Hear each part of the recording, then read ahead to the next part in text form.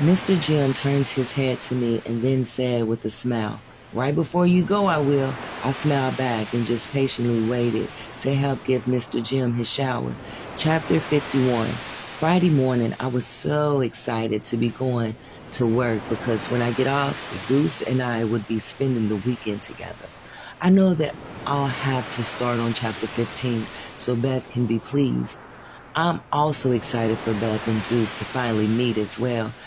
As I entered the house, Kelly was waiting for me, not as happy as she usually would have been.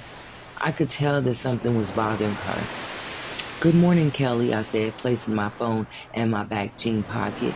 "Morning, Anne," she replied. "What's wrong?" I asked, still looking at her. "Well, Sean and Kara are gone. It was a total mess yesterday after you left. I thought I was going to have to call the police on them. But I dropped them off at his mother's house. The guest house is a total mess, but I'm just glad that they're gone. I kept giving them chances," she explained, and then her phone rang. "I'm going to check on Mr. Jim. I'll be back up here," I whispered as she answered the call.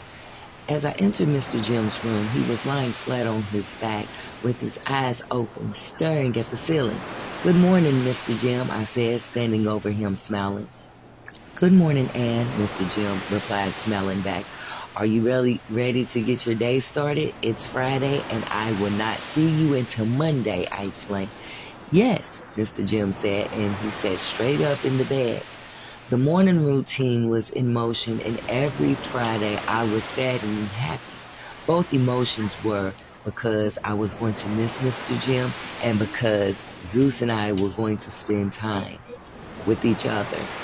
While Mr. Jim was eating his breakfast, I started cleaning the kitchen and started washing clothes. There were clothes in the dryer, so I decided to fold the clothes while Kelly was at her computer. The silence broke when she asked, "So, Anne, what's your plans for this weekend?" "Well, I'll be writing in my book and having a date with my friends," I replied, folding the washcloth. "What made you become an author?" Kelly asked, walking over to the coffee machine maker. "Well, I've always wanted to become an author since childhood.